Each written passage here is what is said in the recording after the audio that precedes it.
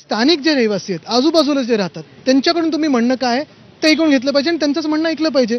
मग ह्या बाजूने निर्णय द्या किंवा त्या बाजूने निर्णय द्या. पण आता कोर्टाचा निकाल आल्यानंतर पुढचं पाऊल प्रशासन काय उचलतंय ह्याच्यावर सगळ्यांचं लक्ष राहील. पण मला वाटतं हा विषय तर एवढा महत्त्वाचा नाही आहे. ह्याच्यात सगळ्यात महत्त्वाचा आपल्या देशात विषय जो आहे तो म्हणजे वोट चोरीचा आहे. पालघरमध्ये देखील एक महिला सापडली ज्यांनी 5 मतदान केलेलं आहे. वाराणसीत असं कोणतरी सापडलं ज्याची 34 मुलं आहेत 16 वर्षात.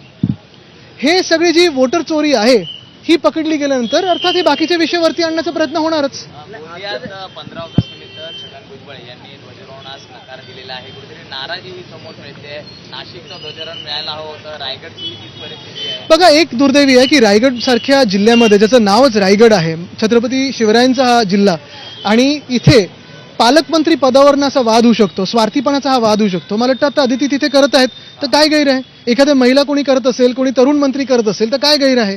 आणि दुसरं म्हणजे असं स्वार्थीपणा, मंत्री झाल्यानंतर देखील नाराजी, रुसवे फुगवे, मग ते काय टाचण्या मारायचं लिंबूला वगैरे, हे काय योग्य नाही. पण हे प्रतीक आहे की हे सरकार हे स्वार्थी लोकांचं सरकार आहे. जनतेने नाही निवडलेलं आहे, पण फेक वोटर्सनी निवडलेलं आहे. धनंजय मुंडे यांनी अद्याप सरकारी निवासस्थान आहे ते खाली केलेलं नाहीये. मुंबईत आपलं घर नसल्याचं ते म्हणत होते, मात्र दुसरीकडे त्यांना सरकारी निवासस्थानाचा मोह हा कुठेतरी सुचवत नाही. असे अनेक लोक मुंबईत आहेत ज्यांच्याकडे स्वतःचं निवासस्थान नाही. आपण त्यांच्या घरी त्यांना सगळ्यांना पाठवूया.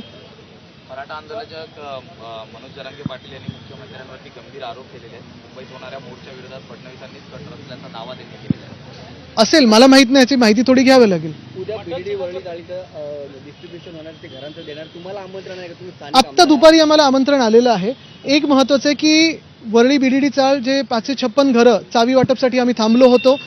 पहिलं सांगितलं होतं गुढीपाडवा, नंतर अनेक महिने निघून गेले, त्यानंतर आत्ता कुठेतरी ते चावी वाटप होत आहे. मी आग्रही होतो, आम्ही तिथे पूर्णपणे आपण पाहिलं असेल जोर लावला होता की गणपतीच्या आधी हे चावी वाटप व्हावं.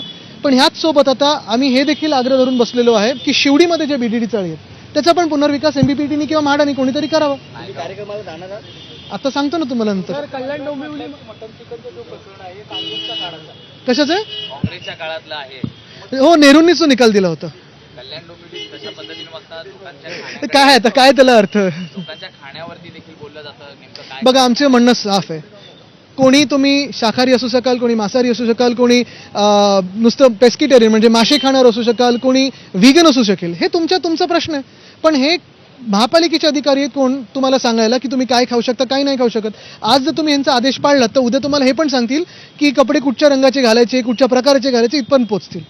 सर हिंदी में जाना चाहिए, जिससे वोट चोरी का जो आरोप लगाया गया था कांग्रेस की तरफ से और बाकी जो अपोजिशन पार्टी की तरफ से, तो वही अगर उनकी तरफ से अब बयान आता है कि सोनिया गांधी जब भारत में नहीं थी तब से उनका जो वोटिंग लिस्ट में वो नाम एडेड था. अभी पहली बात तो ये है कि अगर इनको ऐसे लग रहा है ना तो कहीं ना कहीं कुछ गलती है वोटों में, ये तो इलेक्शन कमीशन देख रही है.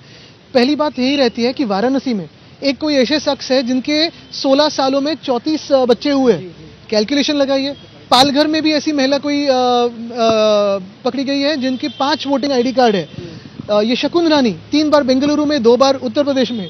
फिर वो मिंटा देवी, असल में देवी है, 124 साल रहती है, जिंदगी उसकी इतनी अच्छी है और वो भी यंग है. तो ये सारी बातें कहीं ना कहीं वोट चोरी की जो है ये हम करते आए हैं. अभी पकड़े जाने पे चुनाव आयोग भाग रहा है, डरता है चुनाव आयोग. और इन्हें मैं यही कहना चाहता हूँ कि डरो मत, आओ सामने, कहो कि हम मैनिपुलेट कर रहे थे, अभी नहीं करेंगे. सर कल्याण डोंबिवली जिस तरीके से